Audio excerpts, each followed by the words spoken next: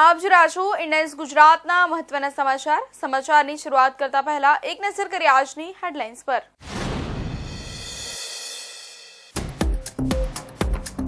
જંત્રીના સૂચિત વધારા સામે બિલ્ડરો મેદાનમાં। રાજકોટમાં મૌન રેલી યોજી આવેદનપત્ર પાઠવ્યું। અમદાવાદ, સુરત, વડોદરા શહેરોમાં બિલ્ડરો રસ્તા પર ઉતર્યા।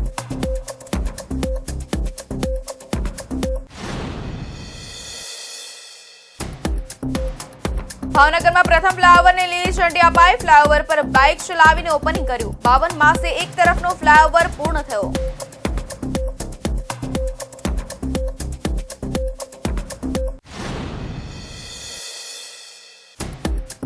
પંચમહાલમાં કેવાયસી અને આધાર કાર્ડ અપડેટ માટે મેગા કેમ્પ। 4 નગરપાલિકાઓમાં મેગા કેમ્પનું આયોજન। પુરવઠા મામલતદાર કચેરીના કર્મચારીઓ જોડાયા।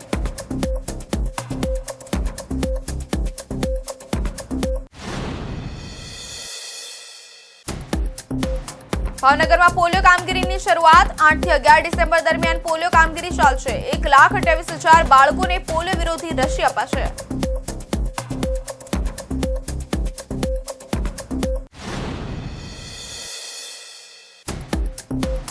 રાધનપુરમાં ગૌ હત્યાનો બનાવ સામે આવ્યો છે। હિન્દુ સંગઠનોમાં ઉશ્કેરાટ વ્યાપ્યો। હત્યારાને ઝડપી જેલના હવાલે કર્યો।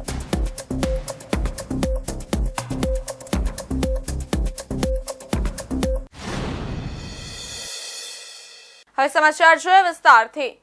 રાજ્ય સરકાર દ્વારા જંત્રીના સૂચિત દરમાં કરાયેલા તોતિંગ વધારાની સામે બિલ્ડર્સે હવે સરકાર સામે બાયો ચડાવી છે। સરકારે વાંધા અરજી રજૂ કરવા માટેની મુદત તો 1 મહિનો વધારી આપી છે।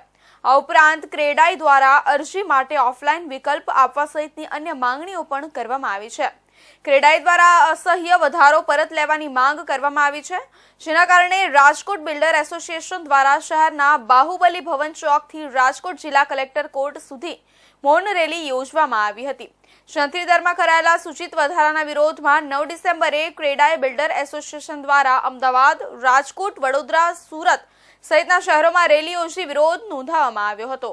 ગુજરાત રાજ્ય સરકાર દ્વારા 20 નવેમ્બરે જમીન અને મકાનોના જંત્રીના દરમાં કરાયેલા વધારાના પગલે રાજકોટ સહિત સમગ્ર સૌરાષ્ટ્રના બિલ્ડરોએ સરકારની આ નીતિ સામે 2 દિવસ પહેલા રાજકોટ બાર એસોસિએશનના રેવન્યુ વકીલોએ વિરોધ પ્રદર્શન કર્યું હતું। રાજકોટ જિલ્લાની આ નીતિને લઈને કલેક્ટરને આવેદનપત્ર પણ આપવામાં આવ્યું હતું અને જંત્રીના વધતા ભાવને લઈને સમગ્ર બિલ્ડર ઘણા મહિનાઓથી સરકારને વિનંતી કરી રહ્યા હતા, પરંતુ આજ દિન સુધી બિલ્ડરોની માંગણી સરકાર દ્વારા સ્વીકારવામાં આવી નથી, જેના કારણે 9 ડિસેમ્બરે રાજકોટ બિલ્ડર એસોસિએશન દ્વારા શહેરના બાહુબલી ભવન ચોકથી રાજકોટ જિલ્લા કલેક્ટર કોર્ટ સુધી મૌન રેલી યોજવામાં આવી હતી। આ રેલીમાં 1000થી વધુ લોકો જોડાયા હતા। આ માટે રેલી રાજકોટ જિલ્લા વહીવટી કચેરીએ પહોંચી હતી અને રાજકોટમાં ટીઆરપી આગની ઘટના બાદ મહાનગરપાલિકાના અધિકારીઓ દ્વારા પ્લાન પાસ ન કરવા જેવા પરિણામો બિલ્ડર લોબી ભોગવી રહ્યા હતા।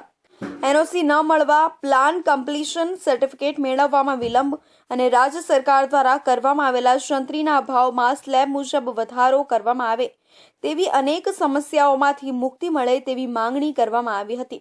રાજ્ય સરકાર દ્વારા નવી સૂચિત જંત્રીમાં સરેરાશ 200 થી 2000% સુધીનો વધારો ઝીંકી દેવામાં આવ્યો છે।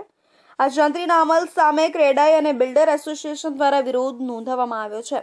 આ જંત્રી કોઈપણ સંજોગોમાં સ્વીકારવા લાયક નથી એવું નક્કી કરી રાજકોટના બિલ્ડરો દ્વારા રેલી યોજી જિલ્લા કલેક્ટરને આવેદનપત્ર પાઠવી જંત્રી વધારો પાછો ખેંચવા તેમજ આ જંત્રીનો અમલ 31 માર્ચ સુધી રોકી દેવા અનુરોધ કરવામાં આવ્યો છે।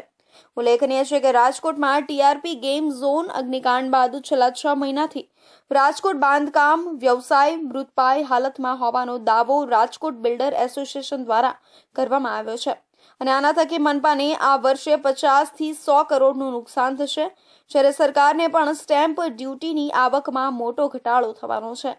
गुजरात सरकार की ओर से जो ताजेतर में जंत्री में बढ़ोतरी की गई है उसके विरोध में हम लोग आज मौन रैली का आयोजन कर रहे हैं। आपने देखा होगा आज 10 से ज्यादा एसोसिएशन हमारे साथ जुड़े हैं और 8 से 10,000 जितनी संख्या पर हमारे साथ आज जुड़ी है। मैं समझता हूँ कि इसके पहले भी जंत्री में बढ़ोतरी की गई थी और हमारे खेड़े की ओर से जो रजूआत करेंगे तो उसमें भूपेंद्र भाई पटेल उसमें जो हम डिमांड करेंगे उसमें हमारा रखेंगे और हम जो बोलेंगे ऐसा हो जाएगा, ऐसा हमारा आश्वासन दिया है। રાજકોટ બિલ્ડર એસોસિએશનના પ્રમુખ પરેશ ગજેરાએ જણાવ્યું હતું કે 1.5 વર્ષ સરકારે જંત્રીમાં સર્વે કરી 20 નવેમ્બર 2024ના રોજ સૂચિત જંત્રીની જાહેરાત કરી દીધી છે.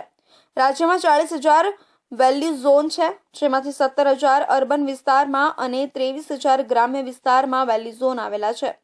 સરકારે પોતે 1.5 વર્ષ સર્વે માટે લીધો અને જનતાને સૂચન માટે માત્ર 1 મહિનાનો સમય આપ્યો તે વાજબી નથી. અમારા સર્વે પ્રમાણે નવી સૂચિત જંત્રીમાં 200 થી 2,000% વધારો ઝીંકી દેવામાં આવ્યો છે. ક્રેડાએ માંગણી કરે છે કે અમને રિવ્યૂ કરવા માટે 31 માર્ચ 2025 સુધીનો સમય આપવામાં આવે.